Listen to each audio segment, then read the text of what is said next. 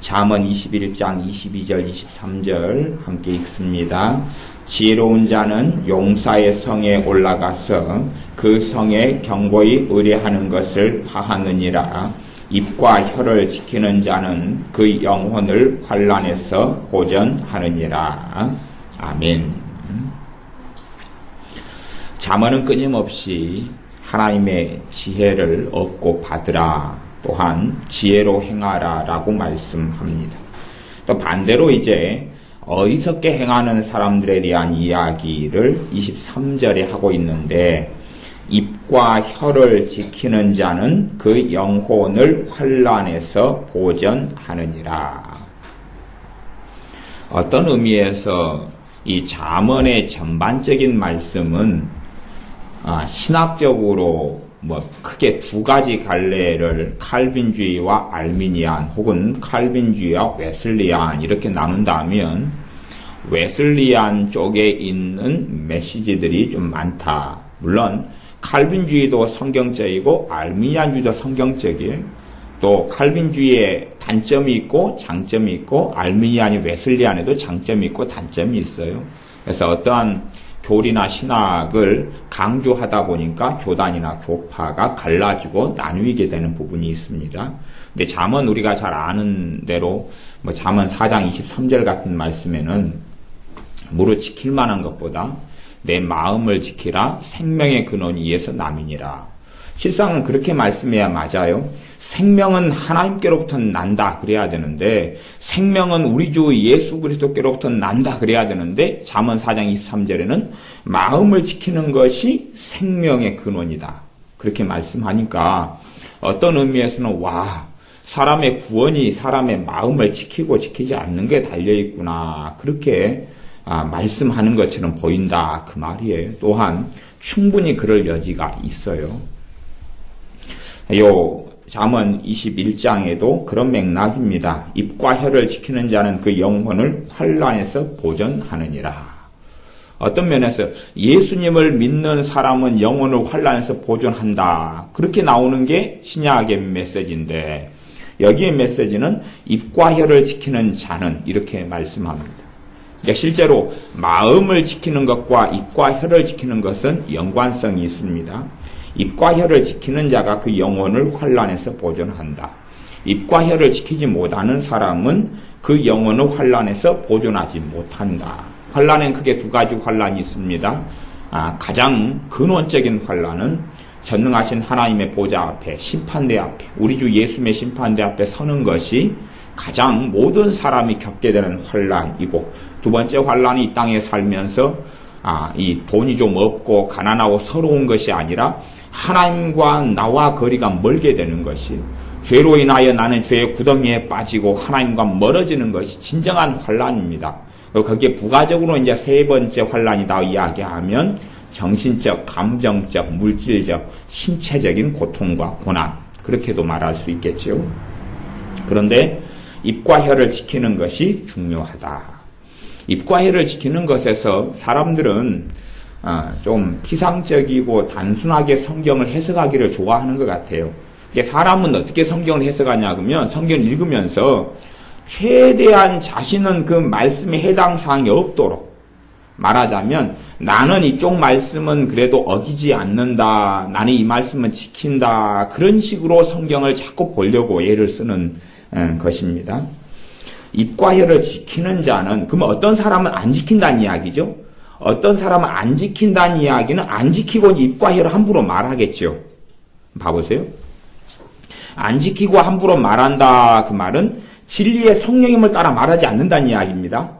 문제가 되는 사람은 이 사람도 문제가 되고, 그다음에 입과 혀를 지키지 않고 말하고 그 말을 듣고 영향을 받는 사람도 같이 문제가 됩니다. 이게 동격입니다. 동격. 그래서 믿음이 성장한다, 주님을 더 많이 안다, 또 주님과 가깝다, 그런 사람의 특징은 뭐냐 그러면 사람의 말에 좌지우지되지 않습니다. 왜냐하면 진리가 안에 있기 때문에. 사람의 말이 진리면 우리 안에 역사하신 성령님께서 화답하시는데, 진리가 아닌 사람의 말에 이렇게 흔들리고 저렇게 흔들리는, 바람에 휘날리는 갈대처럼. 그래도 여러분이 잘 아시다시피 갈대의 놀라운 능력은 또 있어요. 왜냐하면 태풍 분 다음에도 갈대는 뿌리가 안 뽑히고 있는데 굵은 나무까지는 막 자빠지잖아요. 이렇게 갈대보다 우리가 못할 때가 많아요. 갈대는 뿌리는 옮기지 않고 그냥 몸만 살랑살랑 하는 거죠. 가지만, 줄기만. 근데 사람은 뿌리까지 그냥 막 흔들리고 뽑혀버리는 문제가 생기는 것 같습니다. 그래서 입과 혀를 지키지 않는 사람의 특징은 뭐냐 그러면 일단은 이제 우리가 가해자가 입과 혀를 안 지키는 가해자가 되기도 하고 피해자가 되기도 합니다. 근데 결과적으로 피해자가 되는 것이 더 끔찍한 사태를 초래하기도 합니다. 근데 입과 혀를 안 지키는 사람은 결국은 그 사람은 말이 어떻게 하냐 그러면 사람을 조종하고 지배하려고 말을 합니다. 사람을 조종하고 지배하려고 말을 해요. 제가 이제 목회자니까 교회적으로 목회자들 이야기를 종종 할 수밖에 없고 또 그게 현실이기 때문에 그런데 그래서 제대하는 이 한국 교회들은 전반적으로 복음을 잃지 않고 복음적인 교회들이 많지만 그러나 목회자들이 그 신학을 나오고 공부를 해가지고 안수를 받기 때문에 사람이 주님을 깊이 알고 성령 충만하고 그 안에 오래 지내가지고 목회자가 되질 않아요. 그렇게 되는 것이 초대교회의 목회자하고 주의 종이 그래서 됐는데 물론 초대교회도요. 환란 시대에도 교회사를 공부하면 분열, 다툼, 싸움, 이간질 엉망이었습니다. 초대교회 때도. 사실은 한 500년까지도 교회사를 보면 그 환란 속에서도 막 이간질하고 쫓아내고 싸우고 이단을 쫓아내고 싸우는 건 좋은 일인데 안에서도 어마어마한 권력 투쟁들이 많이 있었어요. 뭐 한 500년까지 중세 교회사로 들어가기 전까지 초대교회도 사실은 속사도 시대, 교부 시대까지도 별로 깨끗하지 않습니다. 너무나 복잡합니다. 어쨌든 우리의 삶 속에 사람의 혀와 말을 금하지 않는 사람들은 그 말로 우리를 지배하고 조종하려고 그럽니다. 그리고 우리가 이제 사람에게 말을 통하여 그 말에 내 마음과 감정이 흔들리고 요동된다는 이야기는 결국은 사람의 지배와 조종을 받게 되는 그러한 일들 속에 들어간다 그 말입니다. 그런 삶에서는 하나님과 관계에 있어서는 만년 갓난 아이로 머물게 됩니다. 아이의 특징은 그렇잖아요. 말 한마디에 그냥 이렇게 저렇게 된다니. 아이의 특징은 말 한마디에 이렇게 저렇게 된다. 저녁에 피자 먹자. 너무 좋아했다가 피자를 못 사주게 됐다. 그러면 쭉 다운됐다가 저녁에 케이크 먹자. 그럼 너무 좋아했다가 케이크가 다 떨어졌더라. 그러니까 쭉 가라앉아요. 뭐 어른한테 저녁에 케이크나 하나 사 먹읍시다. 그러면 예 그랬다가 케이크 그냥 못 샀네요. 그러면 예 알겠습니다 하고 요동이 없단 말이에요. 그런데 아이들은 그 하나의 요동이 심해요. 그것처럼 주님과 깊이 있지 않은 사람과 믿음이 제대로 아직 어린아이 상태에 머물러 있는 사람들의 특징은 사람의 말에 영향을 많이 받아요. 거꾸로 이제 입과 혀를 지키지 않는 사람은 실제로는 주님과 좋은 관계를 맺거나 주님의 제자로 주님의 사람으로 주님과 동행하는 삶을 살기는 거의 불가능합니다. 그러니까 얼마 동안은 주님의 명목상의 자녀로 그렇게 미약한 어린아이 신자로 남을 수 있을지 몰라도 말을 통하여 입과 혀를 금하고 지키지 않는 사람은 자기의 입을 통하여 끊임없이 하나님의 말씀의 진리에 또 주님의 회방자와 대적자로 살아갑니다. 또한 주님의 사람들, 주님의 종들을 끊임없이 지배하고 조종하려고 그럽니다. 그래서 목회자들의 문제도 영적으로 성장하지 않는 분들이 꽤 의외로 많기 때문에 하나님의 말씀을 빙자해가지고 사람을 지배하고 조종하려는 목회자들이 의외로 많이 있기 때문에 그런 목회자들 아래서 신앙생활을 한다는 것은 잘못된 길을 걸어가게 됩니다. 저도 우리 교회에서 목회하면서 내가 관여하지 않아야 될 영역 그리고 끼어들지 않아야 될 영역 사도 바울이 디모데에게도 디모데는 사도이자 또 주의 종이자 전도자였는데 목회자였는데 너가 남의 죄에 간섭하지 말아라 라는 말씀을 했고 사도 베드로도 그렇게 동일하게 말씀합니다. 그런 것처럼 끼어들지 않아야 될 영역을 자꾸 끼어들고 침범해서 주의 종의 어떤 하나님의 말씀을 내가 더 안다는 것 가지고 사람들을 조종할 수 있어요. 요즘에 애언의 은사가 유행을 몇 년 전부터 계속 하고, 또 실제로 어떤 사람들은 애언 은사에 광분하고 이렇게 살아가는 사람들이 있는데, 그 중에서 이제 꽤 목회자들이 애언 은사에 광분하는 분들이 많으셔요. 왜냐하면 애언 은사를 받으면 자기가 막 대단히 신령하게 되는 것처럼 생각되고, 애언 은사를 받으면 그 애언 은사를 통해서 사람들에게 막 애언을 해주면 사람들이 끔뻑 죽을 거 아니에요. 그러니까 애언 은사를 좋아하는데, 제가 애언 은사를 받은 지가 제가 23년째가 되거든요. 이게 1990년에 애언 은사를 상기도하다 받았는데, 물론 이제 뭐 권사님이나 또 제 어머니도 계셨고 있는 자리에서 함께 산에서 기도하다 받았는데, 애언 은사를 받은 후나 영적 성장이나 진보는 하나도 없어요. 이게 제 자신이 다른 사람이 된 건 전혀 아니라고요.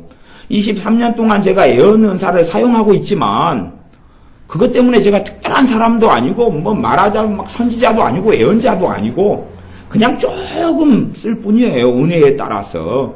그러지 애언 은사를 있기 때문에, 거룩한 주의 종이라는 건 다 거짓말입니다. 그런 건 아니에요.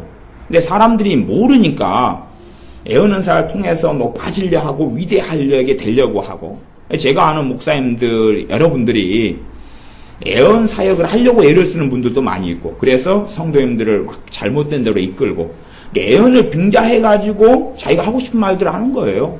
설교를 빙자해서도 할 수 있고, 애언을 빙자해서도 할 수 있어요. 그런 일들이 굉장히 많아요. 이건 이제 목회자가 교인들을 자기 입과 혀를 지키지 않고 지배하려는 거지요. 그리고 그렇게 따라가버리는 사람들은 잘못된 길을 걸어갑니다. 그동안 교회 생활을, 우리 교회가 20개째 교회니까 교회 생활을 꽤 많이 했습니다. 40년 가까이 했으니까 꽤 많이 했겠지요. 또 전국적으로 직장을 여러 군데 지역마다 옮겨가면 직장 생활을 해가지고 교회를 많이 다닐 수밖에 없는 형편이었습니다. 뭐 진도에 갔다가 교사 생활할 때 갔다가 직장 생활에 갔다 부산에 직장 생활, 제주도에 뭐 어디 막 흩어지니까 뭐 그렇게 될 거 아니에요. 근데 많은 목회자들을 만나보고 교회에서 봉사하고 뭐 그렇게 섬기고 그랬는데, 의외로 여러 목사님들이 자기를 지배하려고 그래요. 그러니까 어떤 교회에 가니까 대뜸 딱 보더니, 당신은, 선생님은 성가대 봉사를 해주세요. 그리고 이야기하는 거예요. 제가 이야기해서 목사님, 큰 교회 목사님 만나게 됐어요. 담임 목사님인데, 목사님 저는 성가대 쪽에는 은사도 없고 재능도 없습니다. 근데 제가 주일학교나 중고등부나 이런 것은 제가 10몇 년 이상 오랫동안 했으니까 그쪽 부분을 제가 시켜주시면 제가 잘 하겠는데, 성가대는 저도 몇 년간 해봤는데 제 적성이나 은사나 부르심하고 안 맞습니다. 그렇게 이야기했더니 얼굴이 목사님 얼굴이 빨갛게 되는 거예요. 막 성질이 나가지고. 장로님들도 있고 집사님들도 있으니까 이제 막 안수 집사님하고 찔벅이면서 감히 목사님한테 안 된다고 그랬다고 막. 저는 제게 맞는 걸 이야기한 거거든요. 그러니까 왜 그러냐 하면 지배하고 조종하려고 그러니까 그것대로 사람이 안 따라가면 견디질 못하는 거예요. 어느 교회 전도사로 부임해 갔는데 목사님이 하는 이야기가 그런 것이에요.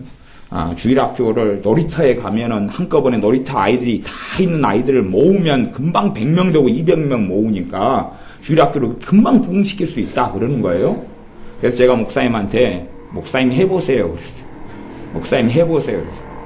어느 교회 전사를 부임해 가니까 대학교 가가지고 대학교 앞에서 찬양을 부르면, 저는 음치과거든요. 찬양을 부르면 청년들이 50명 100명이 금방 모여서 청년을 부흥시킬 수 있다 그러는 거예요. 유수의 큰 교회들이 찬양단을 데려가서 대학교 정문 앞에 다 찬양하고 있는데 안 됩니다. 그리고 내가 간다고 되는 것도 아니고 목사님이 해보세요 그랬어요. 제가 땡땡거리기는 좀 잘하죠. 근데 사람을 지배하고 조종하려고 하는 종들이 많아요. 근데 그건 주의 종만의 문제가 아니고 그냥 사람의 문제입니다. 저는 그냥 목회자 입장이니까 목회자들이 그런 사람들 많이 만났다고 이야기하는 거고, 우리 사람의 문제예요. 우리는요, 내 입장과 내 생각에 맞게 사람을 지배하고 조종하려고 그럽니다. 남편과 아내도 보면요, 2명 중에 1명은 상대를 조종하려고 그럽니다. 조종하려고 그러고 둘 다 조종하는 부부가 있어요. 그럼 그 사람들은요, 좋을 때는 엄청 좋았다가 안 좋을 땐 지옥 같은 세월을 보낸, 둘 다 조종하려고 그러는데 한 명이 일주일간은 내가 너한테 조종당해 줄게. 그래가 원하는 대로 살다가 그 다음 되면 이제 이쪽이 또 본전 생각나잖아요. 근데 이렇게 하자. 그래가지고 또 조종을 해요. 그러니까 엎치락 뒤치락 그런 부분은 막 성적 사이 싸움도 많고 다툼도 많고, 왜냐하면 물론 조종하면서 내가 상대방을 조종하고 있다는 거 절대 표시를 안 냅니다. 왜냐하면 항상 자기 입장에서 합리화하는 게 사람이기 때문에 나는 정당한 요구를 했다. 나는 옳은 이야기를 했다. 그러면서 자기 시간표에 맞춰 사람을 조종합니다. 그래서 이 이기적인 사람일수록, 자기 중심적인 사람일수록 주변의 사람들을 근사한 말, 또 지혜로운 말, 똑똑한 말, 괜찮은 말을 통해서 끊임없이 지배하려 그럽니다. 그렇기 때문에 겉으로 말만 듣고는 그럴싸한 말인데 이 말을 제대로 분별할 수 있어야 됩니다. 그렇기 때문에 우리 안에 계신 성령님께서만이 답이 됩니다. 어떤 사람이 그렇게 했어요. 자주 전화 오는 친구야, 커피 마시러, 커피숍에 차 마시러 가자. 근데 이제 자기가 너무 힘들다 그 말이에요. 커피에 차 마시러 가자. 내 마음이 너무 힘들어. 그러면 그런 것이 어떨 때 힘들 때는 괜찮지만 자기가 힘든 어떨 때는 어떤 사람 친구가 힘들 때 도와주는 건 당연히 좋은 일인데, 그러나 실상은 그 사람이 자기 시간표에 맞춰서 사람을 끌고 다니는 사람일 수 있다 그 말이에요. 자기가 외로우니까, 심심하니까, 지금 좋은 영화 나왔다던데 같이 보러 가자. 나 시간 없어. 아니 내가 지금 너무 외롭고 힘들어서 친구가 필요한데 너가 영화도 한 번 못 보냐. 막 그렇게 이제 해가지고 우리가 거기에 따라가 버리면 사람의 노예와 종으로 전락해 버립니다. 그러니까 겉으로 보기엔 괜찮은 말이잖아요. 외로우니까 친구 되어준다는 것도 괜찮은 것 같고, 문제는 우리 안에 계신 성령 하나님께서 주님의 평강이 내 안에 있느냐 그 말입니다. 성령님께서 그 말에 괜찮다고 화답하느냐 하는 것입니다. 물론 어떤 친구가 전화해가지고 야, 아파트 302호에 문도 열렸고 주인도 없고 보니까 금덩이도 있고 다이아몬드도 있고 금송아지도 있더라. 함께 보따리 가지고 가서 훔치러 가자. 그렇게 전화한 사람 아무도 없잖아요. 그지요? 함께 모여서 강도질 하러 가자. 응? 그런 사람은 없잖아요. 근데 그런 사람이 아니라 그냥 말하는 거예요. 말하는데 그러니까 자기의 입과 혀를 지키는 자가 뭐예요? 지키지 않는 자는 자기의 욕심, 자기의 소욕을 통해서, 자기의 욕망을 통해서 사람에게 말하는 거예요. 겉으로 볼 때는 구분이 안 됩니다. 그러니까 성경을 그냥 단순하게 해석해서 입과 혀를 지킨다 그 말은 뭐 욕설 안 하고, 저주 안 하고, 악의적인 말 안 하고, 막 거짓말과 그냥 사람에 대한 원망 그런 걸 안 쏟아낸다. 그지만 그건 가장 기초 중에 기초고, 그건 가장 기본적인 것이고요. 더 깊이 들어가면 내 말을 통해서 사람을 지배하는 게 아니라 그 사람이 자유인으로 살 수 있도록, 그 사람이 주님과 만나고 교제할 수 있도록 그렇게 돕는 거예요. 이게 교회들이 좋은 교회, 정통 교회들도 어떤 교회를 들어가면 목사님을 굉장히 신격화하고 목사님을 우상화하고 아주 목회자가 그냥 신령한 존재로 만드는 교회들도 있어요. 주의 종이나 목회자를 존중하고 존경한다는 것은 굉장히 귀하고 좋은 일입니다만은 절대 사람은 존경은 그 부르심 때문에 존경하는 것이지, 그러지 막 정신이 나가고 눈이 가리워져 가지고 저 목회자가 하는 말이 다 진리다 그런 건 아니다 그 말입니다. 그러니까 정말로 참된 목회자는 하나님의 자녀들이 그 사람과 주님과 만날 수 있도록, 그 사람이 자기 의지하지 않고 주님 의지하고 살 수 있도록 돕고 세웁니다. 그러나 그렇지 않은 목회자는 자기 밑에 예속되게 만들어요. 자기가 아니면 안 된다. 말하자면 우리 교회가 아니면 안 된다. 뭐 그런 레파토리를 가지고 있죠. 근데 우리도 마찬가지예요. 네가 아니면 안 되고 내가 아니면 너가 안 돼.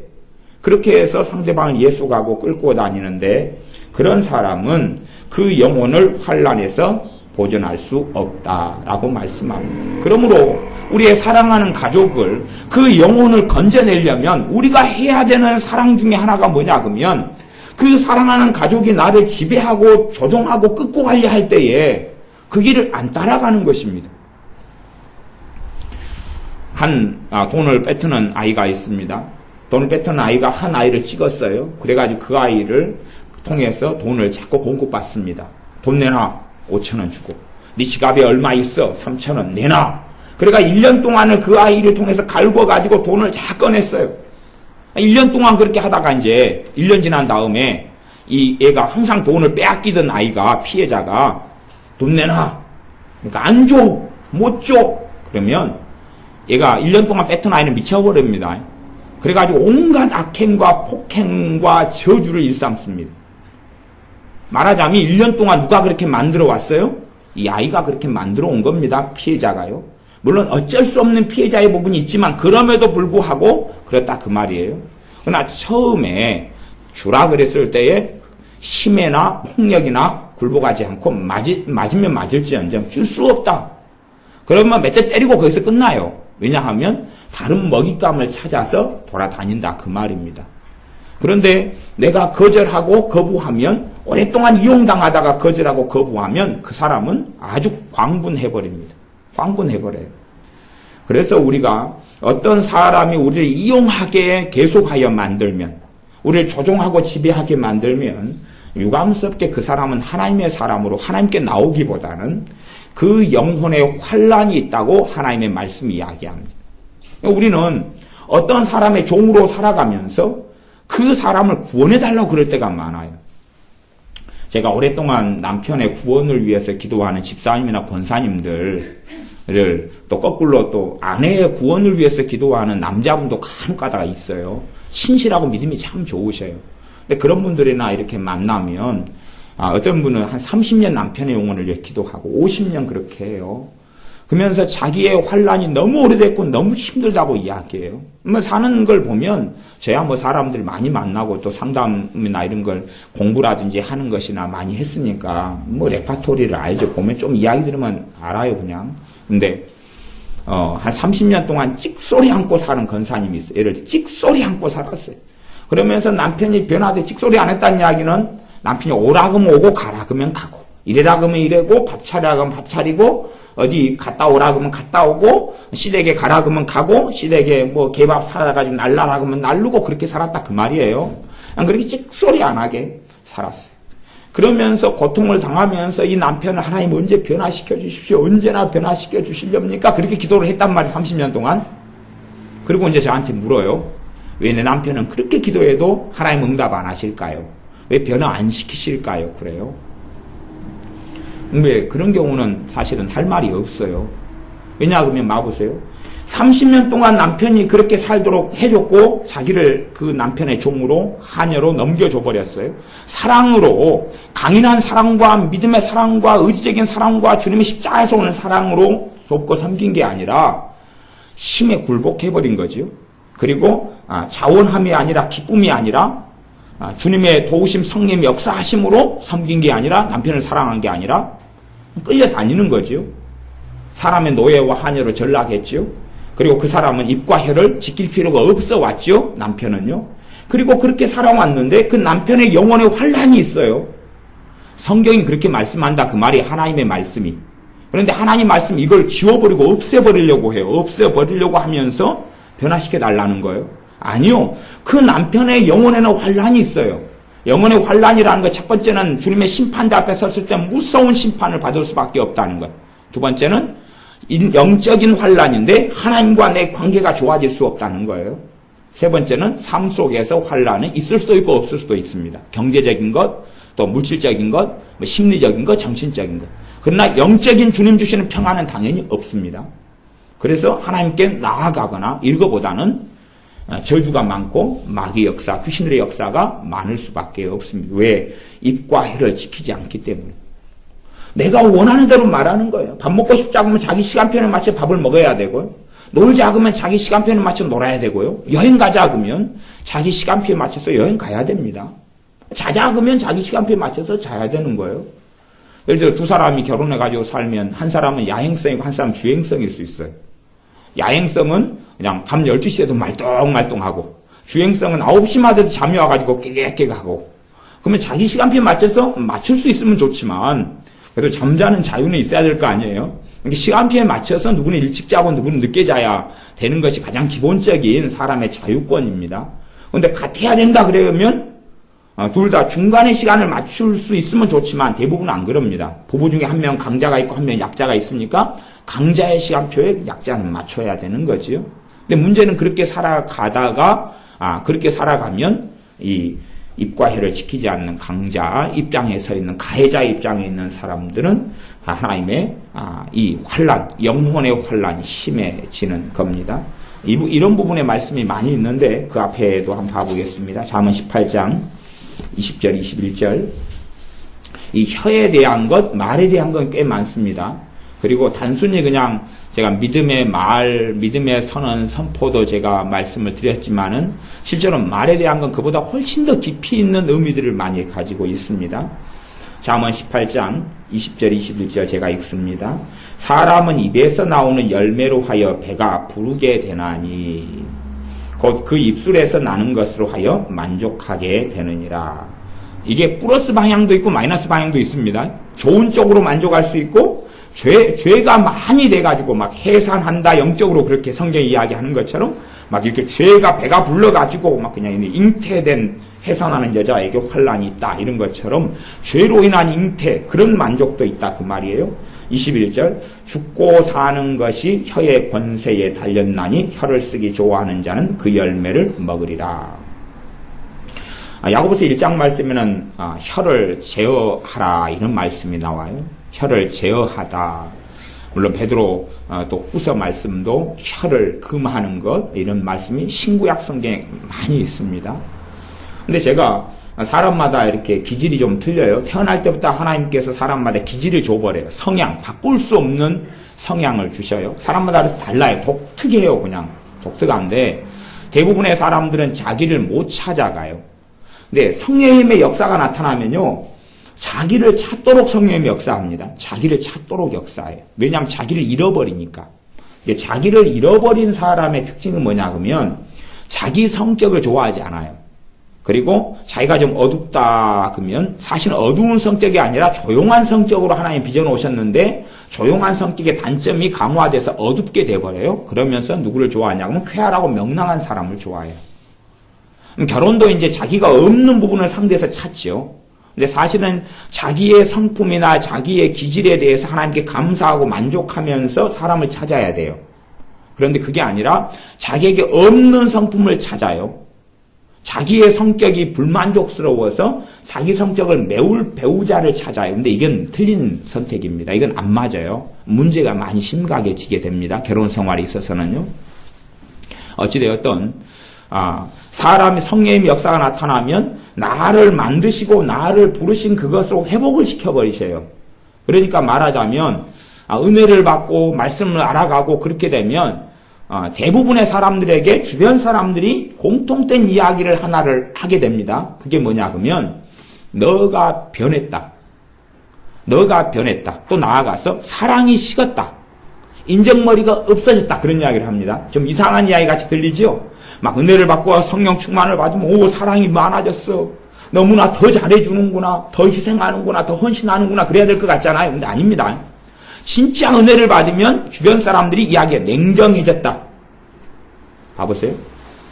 주님의 사람 되고 성령 충만하면 누구의 종으로 살아갑니까? 주님의 종으로 살아가고 진리의 종으로 살아가죠. 아버지 하나님의 아들로 딸로 살아가죠. 사람의 종이 아니라 하나님의 종으로 살아가죠. 그렇기 때문에 사람이 나를 종 삼으려는 요구에 성령님은 거부하게 합니다. 그러니까 말하자면 영화 가자 그러면 알았어 영화 가지고 지금 어디 놀러 가자 그러면 알았어 가기 싫은데 가지고 지금 옷 사러 가야 되는데 같이 살 사람이 없다 같이 가주라 가지고 그렇게 살아왔다가 그렇게 사는 삶에서 혜택을 누리는 가해자 입장 혜택을 누리는 사람 입장에서 너무 편하고 좋지요. 들러리가 있어주니까 친구가 있어주니까. 그런데 이제 은혜를 받고 성령 충만이 되면 주님 중심으로 바뀝니다. 근데 사람의 요구에 있어서 아니 안 돼. 마음에 성령님께서 감동을 안 하시. 안 돼. 지금은 안 되겠어. 나 지금 기도해야 되겠어. 나 지금 좀 집안일 청소하고 나 일이 좀 많아. 나 지금 성경 봐야 되겠어. 그렇게 말한다 그 말이에요. 거절하게 되지요. 이 양심적이거나 아니면 마음이 온유하거나 좀 인격적인 사람일수록 주변에 나를 이용하는 사람을 반드시 여러 명을 데리고 있습니다. 최소한 안 되면 가족 안에서라도 있어요. 부모가 될 수도 있고 심지어는 자식이 계속 이용해 먹어요.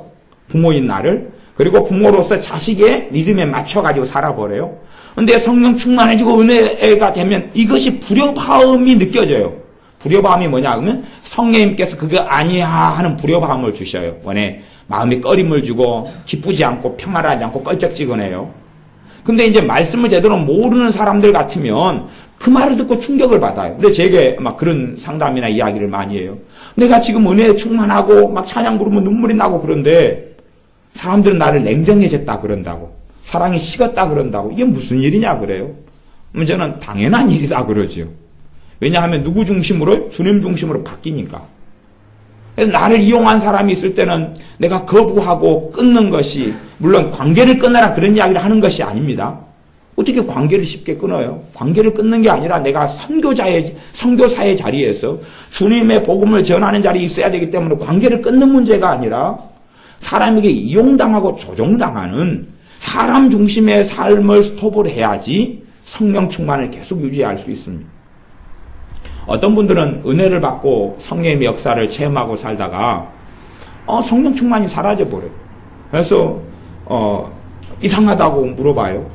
아니 제가 지금 그렇게 기뻤는데 제가 돌아봐도 크게 뭐 기도생활 등한히 한 것도 없고 아니면 막 대판 싸우거나 막 그냥 그 큰 죄를 지은 것도 없는데 그냥 내 마음이 이제 냉랭해져 간다고. 왜 그럴까요? 물어봐요. 그러면 여러 이유가 있는데 그 중에 하나 이제 어떤 분에게는 그런 이유가 있었어요. 사람의 종으로 살아가는 거예요. 그러니까 성령 충만 은혜를 받았는데 남편이 자기를 이리 끌고 가고 저리 끌고 가는데 따라가는 거예요. 따라가니까 은혜가 쑥쑥쑥 사라져요. 왜? 주님을 부인하는 일들이기 때문에 그래. 그것을 실제의 삶 속에서 예수님을 부인한다. 그런 말씀이 신약에 있는 것. 그런 것처럼 사람의 비율을 맞추고 사람이 원하는 대로 살아가요. 물론 우리가 사랑하는 사람을 섬겨주고 사랑하고 돌봐주고 그렇게 당연히 해야 돼요. 근데 이것하고 좀 다른 겁니다. 그냥 그래서 말하자면 어떤 사람에 대해서 내가 사랑하고 섬겨주고 다 해야 되지만 크게 문제없는 사람이 누구냐 그렇게 말할 때는 이 상담적으로나 심리적으로는 이 용어를 써서 이야기하면 안전한 사람에 대해서 안전한 사람이란 단어가 있어요. 안전한 사람은 뭐냐 그러면 나를 조종하고 지배하지 않아요. 나에 대한 어떤 정보를 오픈했을 때에 나 허물, 결점, 실수를 오픈했을 때에 나를 염려해주고 사랑하지 그걸로 나를 비판하거나 판단하거나 정죄하지 않아요. 그걸 안전한 사람이다 그래요. 내 어려움을 가지고 이야기하면 고소해하지 않아요. 같이 아파해요. 그러니까 내 흉어물을 털어놓아도 또 내 기쁜 일을 털어놓으면 함께 기뻐하고 물론 그런 안전한 사람이 없는 사람은 그런 사람이 있게 해달라고 주님께 기도해야 됩니다. 물론 무엇보다 안전하신 분은 우리 주 예수님이 되십니다. 그럼 우리 주님 안에서 안전을 누리지 못하면 그걸 안식이다 하는 말로 바꿀 수도 있습니다. 주님 안에서 안식을 누리지 못하면 사람에게서 누리는 안식은 없습니다.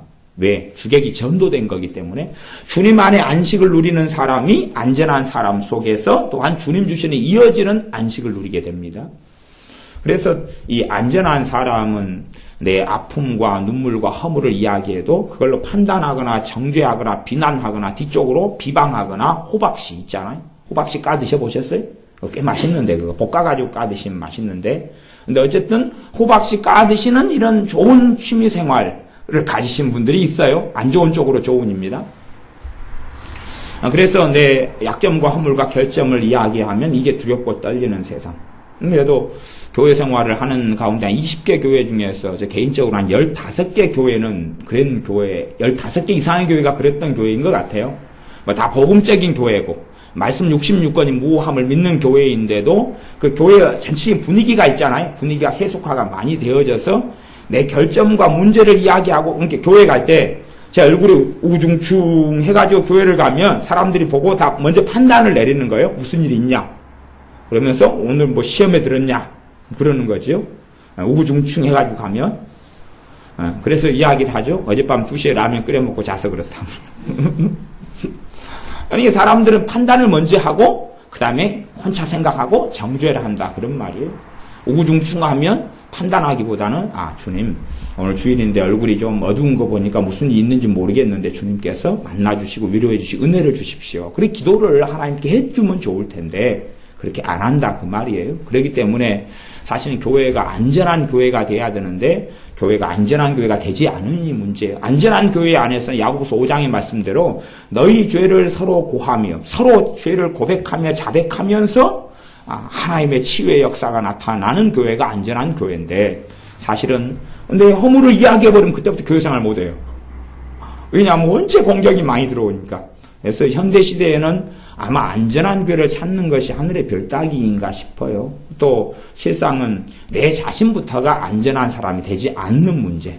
그래서 신앙서적 가운데는 나는 안전한 사람인가 그런 책도 있어요. 나는 안전한 사람인가 과연.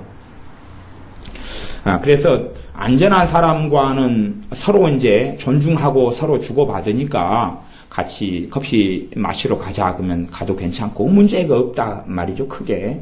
오늘 영화 보러 가면 어떨까 그러면 뭐 괜찮은 영화 같으면 또 보러 가고 또 오늘 쇼핑 가자 그러면 가고 그러는데 안전한 사람이 아니라 나를 지배하고 조종하려는 사람에게는 노해주는 것이 그 사람을 진짜 사랑하는 거다 그 말이에요. 이게 실제로 나를 지배하고 조종하려는 사람에게 노하는 게 쉽겠어요? 예스하는 게 쉽겠어요? 예스하는 게 쉬워요. 왜? 노하게 되면 반작용이 그만큼 크기 때문에 그러는 거예요. 반작용이 커가지고 그 사람은 막 열받아 라면을 끓여 먹고 열받아 라면 이제 조만간 출시된다고 믿거나 말거나 뉴스에 나왔습니다. 열받아 라면 막 끓여 먹고 그리고 그냥 입에서 파이어를 쏘고 나면 코에서 김이 나오고 막 그러잖아요. 그래서 새로운 용이 나타나가지고 막 활개를 치다가 또 수면제 먹여놓으면 또 잠잤다가 아침에 일어나서 또 불을 쏘아댔다가 막 그러는데 그렇기 때문에 사실은 예스하고 요구를 받아들이는 게 수월하고 편해요. 그러나 그 사람에게는 영혼의 환란이 있다는 사실이고 그 사람은 자기 혀를 쓰기 좋아하는 자는 그 열매를 먹으리라. 사람을 지배하고 조종하는 사람은 자기가 죄의 노예로 마귀의 노예로 들어가 버리는 거예요. 하나님의 종이 아니라 하나님의 자녀가 아니라 거듭난 자녀 주님의 사람 주님의 신부가 되는 게 아니라 죄의 노예 마귀의 노예가 돼버려요. 내가 사람을 노예화하고 살려는 사람은 절대 영적인 성장과 진보가 없어요. 그래서 목회자들 가운데 안타까운 이야기가 그런 거예요. 한 절반이나 넘는 이런 많은 목회자들이 좀 미성숙하거나 주님과 깊이 있는 관계가 아니라 신학책이나 신학을 좀 공부한 다음에 하시기 때문에 사람을 설교를 통해서 말씀을 통해서 지배하고 조종하려고 그래요. 자꾸 지배하고 조종하려고 그래요. 그래서 실제로 그 목사님들이 사실은 그래요. 어떤 성도님들이 자기한테 기분 나쁜 일이 있어요. 기분 나쁜 일이 있으니까 그걸 딱 놔뒀다가 설교 시간에 말씀을 등자해가지고 쳐버려요. 아니 지난달에도 누가 저한테 상담하셨는데 서울 집회 때 그런 일이에요. 그러니까 정상적으로 목사님 그런 결정이 별로 교회적으로는 옳은 것 같지 않아요. 그랬더니 이제 열받아가지고 한 달 동안 2달 동안 설교 시간에 공격해버리는 거예요. 그러니까 변명도 못 하잖아요. 설교 50분이면 50분 더 가만히 앉아가지고 당하고 있어야 되는 거예요. 미치고 환장하지요. 근데 그런 목회자들이 의외로 꽤 많습니다. 안 건드릴 때는 조용하다가 그냥 자기 마음에 불만이 있으면 공격하고 쏘아대 버리는 거예요. 근데 그런 것은 집에서도 비일비재한 일이잖아요. 남편과 아내 사이에, 부모와 자식 사이에, 형제 사이에 많이 있는 거잖아요. 근데 그런 일들로 우리의 입이 더러워지고 혀가 더러워지고 또 그게 영향을 받으면 우리도 같이 더러워지는 것입니다. 그 사람 말에 끌려가면 우리 자신이 더러워져요. 그래서 이 연애 시절 같은데도 남자 여자가 교제하고 사귈 때에도 뭐 이제 결혼해버리신 분은 이제 어떻게 이야기를 못하겠지만 사귈 때도 사실 어떤 걸 주의해 봐야 되냐 그러면 서로 간에 말 들으면 막 고문처럼 막 괴로운 상대방이 있어요. 막 뭘 하나 하면 물고 늘어져 가지고 결점과 흠을 발견하면 띡띡띡띡 하고 그것 때문에 굴복해 가지고 가고 이런 사람들은 결혼하면 안 됩니다. 그거 결혼하면 그냥 왜냐하면 왜 흠이 보이면 계속 공격하냐 그러면 그걸 통해서 상대방을 조종하려고 그러는 거예요. 조종하고 지배하려고 그러니까 그런 사람은 이게 안 되는 사람이구나 그런 걸 알아야 돼요. 생각해 보세요. 연애 때는요, 돈 문제도 없고요, 자녀 문제도 없고, 집 문제도 없고, 시댁 문제도 없고, 친정 문제도 없고, 갈등될 게 별로 없어요. 그냥 곧 돌아오는 뭐 화이트데이에 뭐 선물이 뭐냐, 발렌타인데이 뭐냐, 생일 언제 챙겨줬냐, 뭐 아니면 1년 기념일을 챙겼냐, 어쩌고저쩌고 막 그런 거 말고는 없는 건데, 그런 정말 별것 없는 문제에도 싸우고 다투고 난리가 난다면, 돈 문제, 빚 문제, 직장 문제, 직업 문제, 자녀 문제, 시댁 문제, 갈등이 있으면 그건 이제 환장한다는 이야기입니다. 그런 사람과 만나 사는 사람은 환장합니다. 평생 환장합니다.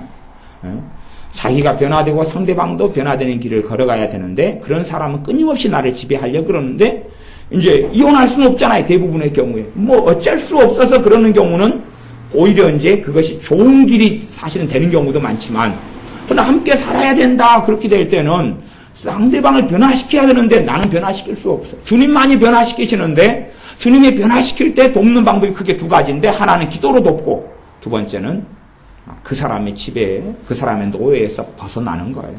그럴 때만이 주님께서 그 사람이 영혼의 환난이 아니라 내 기도에 따라 주님께서 긍휼히 여기신다. 그런 이야기입니다. 성경 한두 개만 더 찾아보겠습니다. 시편 말씀 한두 개만 찾아보겠습니다. 시편 64편.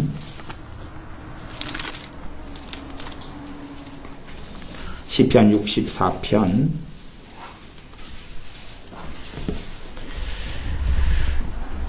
3절, 4절 제가 읽어보겠습니다.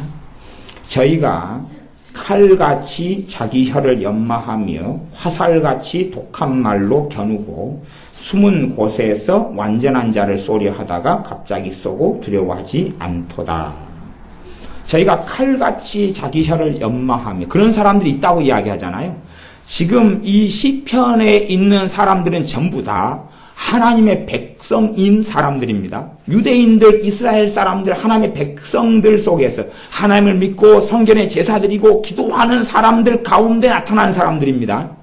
그런 사람들 가운데 어떤 사람이 저희가 칼같이 자기 혀를 연마하며, 그러니까 자기 혀를 칼같이 연마하면 얼마나 혀를, 그래서 여러분이 잘 보시면 막 혀가 뭐 아프다고 음식을 잘 못 먹는 사람 보면 사실은 새벽 5시에 일어나서 막 칼같이 연마를 한 거예요. 잘 보셔야 돼. 혀를 길게 끄집어내가지고 막 숫돌로 갈고 그런 거예요.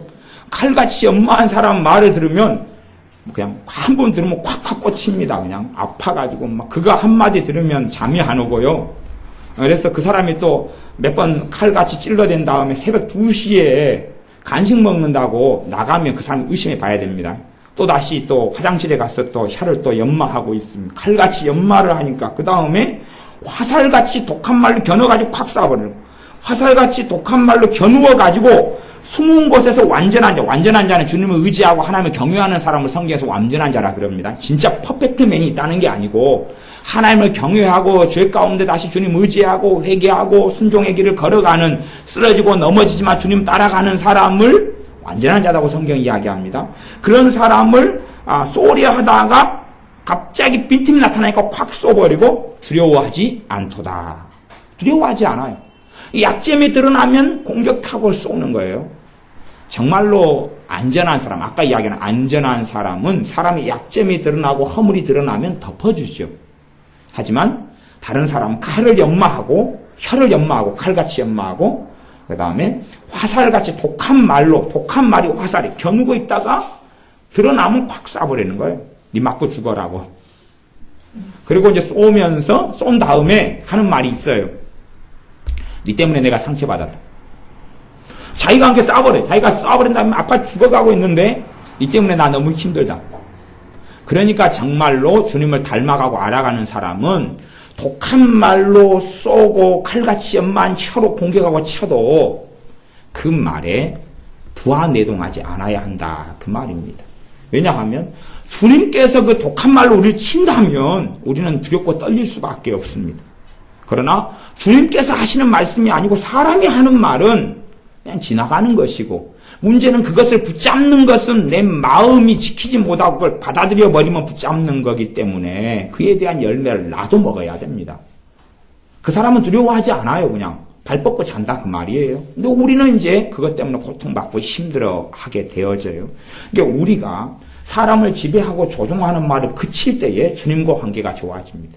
그 사람을 지배하고 조종하는 삶을 주님 앞에 회개해야 됩니다. 두 번째 문제는 사람의 지배와 조종이 독한 말로 혀로 연마해가지고 쏘아대는 것에 맞고 비틀비틀거리고, 그러면 우리는 사람의 좌우된 인생을 살고 있다, 그런 것입니다. 물론 영적인 어린아이는 그럴 수밖에 없고, 또 물론 장성한 자라 할지라도 사람 말에 영향받지 않는 사람은 없습니다. 하지만 종교개혁 시대 같은 때에도 교황의 그 강력한 파워와 힘, 권력, 또 황제들의 권력 속에서 종교개혁자들은 그 두렵고 떨리는 걸 통해서도 계속 싸웠어요. 어떨 때는 믿는 사람을 잡아서 사자밥으로 주고 태워 죽여버리는 시대에도 어떤 하나님의 사람들은 끊임없이 황제하고 싸웠어요. 싸운다는 게 뭐 저주하고 욕하는 그런 게 아니라 편지를 보내고 서신을 보내고 예수님을 믿고 섬기는 것이 어떻게 정당한가를 외치고 그렇게 싸웠다, 진리로 싸웠다, 그 말이에요. 그러면서 두려움 속에서 두려워하지 않는 여정을 걸어갔습니다. 그러므로 우리도 삶 속에서 사람의 말에 내가 좌지우지 돼버리면 내 안에 진리로 살지 않는다는 이야기이기 때문에 우리 안에 하나님의 말씀인 진리를 채워야 됩니다. 그건 내가 해야 돼요. 대신에 내 힘으로는 못합니다. 주님의 도움을 힘입어서 주님 진리로 나를 채워달라고, 그리고 진리 앞에 하나님의 말씀 앞에 나를 내어드려야 됩니다. 사람 말이 자꾸만 움직이면 내가 많이 연약하구나. 내가 많이 연약하구나. 사람 말에 겨누어가지고 화살같이 쏘면, 그래서 우리가 우리 마음을 지키는 것이 사실은 방패 같은 거예요. 방패 같은 거예요. 애 둘이가 걸어갔는데요. 사나운 개 하나가 애 둘이를 보고 짖었어요. 애 둘이를 보고 짖었어요. 그랬더니 이제 한 애는 듣고 그냥 그런 게를 자주 봐왔어요. 연단이 돼가지고 그냥 지나가는데 한 애가 성질이 난 거예요. 까닭없이 짖으니까. 그러니까 막 위협하고 막 돌을 집어 던질라 그러고, 걔는 숨었다가 또 그래도 막 또 한 걸음 또 옮기니까 또 짖어대고, 몽둥이 가지고 쫓아가고 걔 가까이 가가지고 물렸어요. 걔가 짖는 소리에 민감하게 반응해가지고 겁을 주고 돌멩이 집어 던졌더니 걔가 걔 집에 쏙 들어갔거든요. 뒤로 돌았더니 다시 나와가지고 막 짖어대고, 그게 다시 또 집어 던지고 했더니 또 들어갔다가 한 걸음 또 옮기니까 나와가지고 또 막 걔 집이 흔들리도록 이제 줄로 묶여져 있으니까 왕왕왕거리고 막 달려들고. 그런 삶을 살면 우리가 그 아이를 볼 때나 그 사람을 볼 때는 좀 철이 없다 그럴 거 아니에요. 그런 것처럼 일고에 들을 가치가 없는 말들에, 일고의 마음에 담아둘 가치가 없는 것들을 계속하여 담아두면, 그렇게 하려면 실험으로 그렇게 해보시면 좋아요. 이제 골목마다 길마다 보면 이렇게 새벽마다 이렇게 쓰레기를 수거해 가잖아요. 그래서 밤 되면 쓰레기를 다 쌓아놓잖아요. 그러니까 쓰레기 쌓아놓는 데 가가지고 그거 쓰레기를 다 들고 들어오는 거예요. 거실에 안방에다 채워 넣는 거예요. 그렇게. 그러니까 행복해지는지 채워 넣는 거예요. 그러면 이제 행복해진다 그러면 다른 사람의 개 짖는 소리같이 쓰레기 같은 공격하고 악의적인 말, 나를 조종하고 지배하는 말을 마음에 담아두세요. 결과물이 똑같으니까. 오히려 내 마음이 황폐화되고 기도가 안 돼버리고 은혜가 떨어져 버리고 더 심각한 결과물이 나타난다 그 말이에요. 그러니까 그렇게 살려면 일단은 얼마나 이게 끔찍한 일인지 한 일주일 동안 밤마다 쓰레기장에 가가지고 집을 쌓으세요. 집에다가 아파트에 막 가지고 들어와서 이거 쌓아놓고 저기 쌓아놓고 음식물 쓰레기 함에 갔다가 한 통 그대로 가져와가지고 안방에다 퍼붓고, 그렇게 해가지고 얼마나 집이 평안하고 감사하고 행복해지는지 그걸 확인해서 좋아지면 그렇게 하셔요. 그런데 그런 악의적이고 조종하고 지배하고 합리화해서 나를 공격하는 말들을 마음에 담아두면 마음에 하나님 주신 평안은 없습니다. 전쟁터로 변하고 비참해집니다. 그러니까 여러분 지혜 있는 아이가 돼서 개가 짖고 싸납게 까닭 없이 짖을 때 그냥 지나가는 아이가 되십시오. 그냥 지나가세요. 그냥 지나가세요.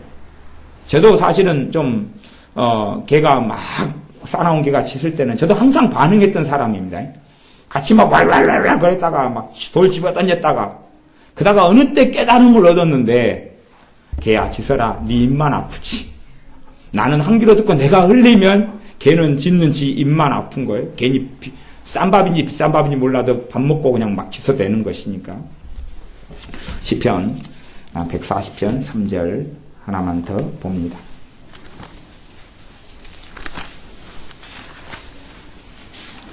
(140편) 3절 제가 읽습니다. 2절 1절 2절 3절 여호와여 악인에게서 나를 건지시며 강포한 자에게서 나를 보존하소서. 다윗의 시대 때는 이스라엘 백성들은 다 하나님을 일단 형식적으로라도 믿는 사람들이었습니다. 2절 저희가 중심의 해하기를 꾀하고 싸우기 위하여 매일 모이오며 뱀같이 그 혀를 날카롭게 하니 그 입술 아래는 독사의 독이 있나이다. 아니 시대가요 지금이 주님 오실 때 가까워서 더 악한 시대가 되었는데 우리 주변 사람에 다 안전한 사람만 있다라고 믿는 건 얼마나 순진한 생각입니까? 더군다나 우리 주변 사람을 통하여 마귀가 역사하지 않는다고 생각하고 사는 사람들은 얼마나 영적인 실상과 진실을 모르는 사람들입니까? 우리의 가족이든 심지어 자녀를 통해서도 얼마든지 원수 마귀는 역사하고 공격합니다.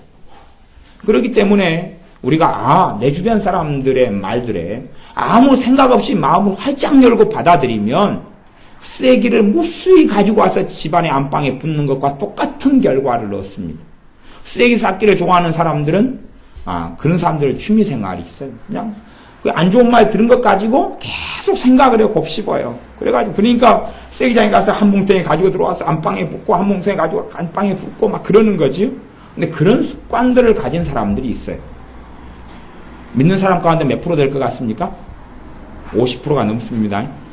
솔직히 여러분들 가운데 많이 계시잖아요. 그런 사람들과 이렇게 변태라거나 아니면 정신병리학적으로 정신 이상이 있다 그럽니다. 쓰레기 같은 말들 가지고 막 곱씹어요. 근데 이제 하나님의 말씀을 너가 묵상하라, 이 곱씹는다 그 말이거든요. 되새김질하라 그 말이 묵상의 뜻이에요.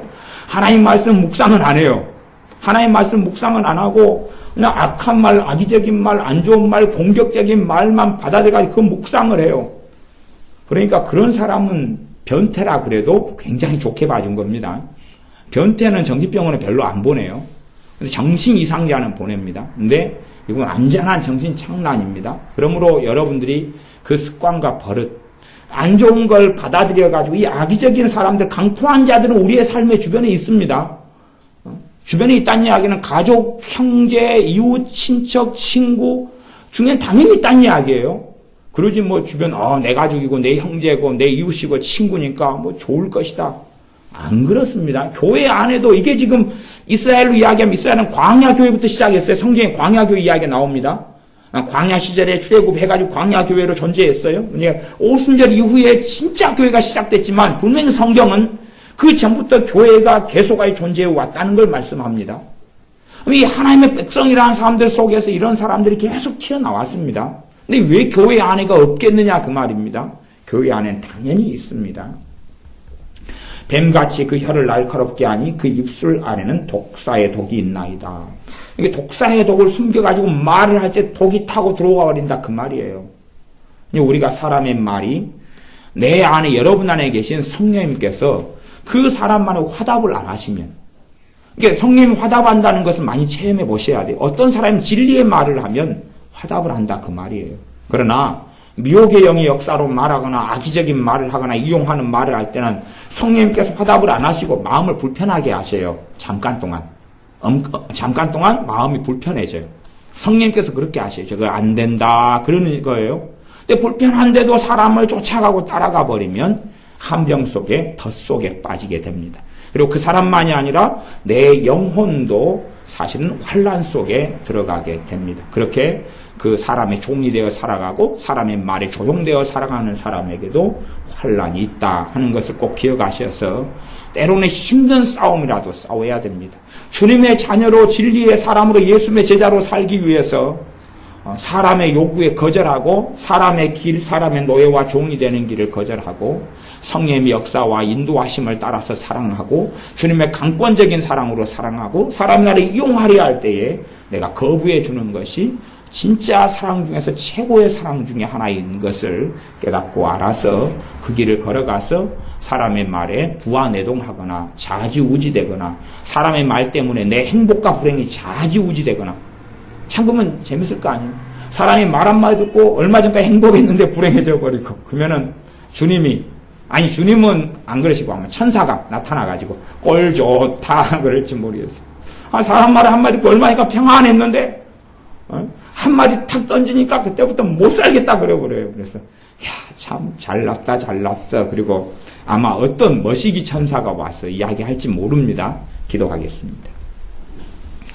아버지 하나님, 우리는 진리의 말씀을 양식 삼아 살고 주님과 함께 살아야 될 주님의 자녀들이 사람의 말을 양식 삼아서 사람의 말에 좌지우지되고 사람의 말을 곱씹고 사람의 말을 통하여 불행해지고 절망해지고 사니 못 사니 이야기를 하고 살아가는 우리 어리석음을 고백하며 회개합니다. 사람의 노예와 종이 아니라 주님의 종으로 주님의 자녀로 또한 주님과 동행하는 주님의 제자로 주님의 신부로 살게 하여 주시옵소서.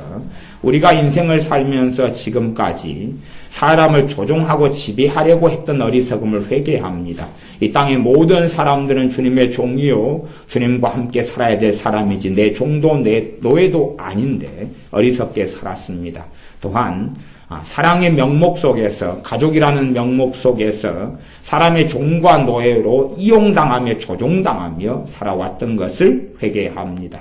사람에게 조종당하지 않고 적극적으로 사랑하며 섬기며 돌보며 살며 무엇보다 틀린 것 잘못된 것에 안 된다라고 말하는 강력한 사랑을 하는 진리의 자녀들이 우리들이 되게 도와주시옵소서.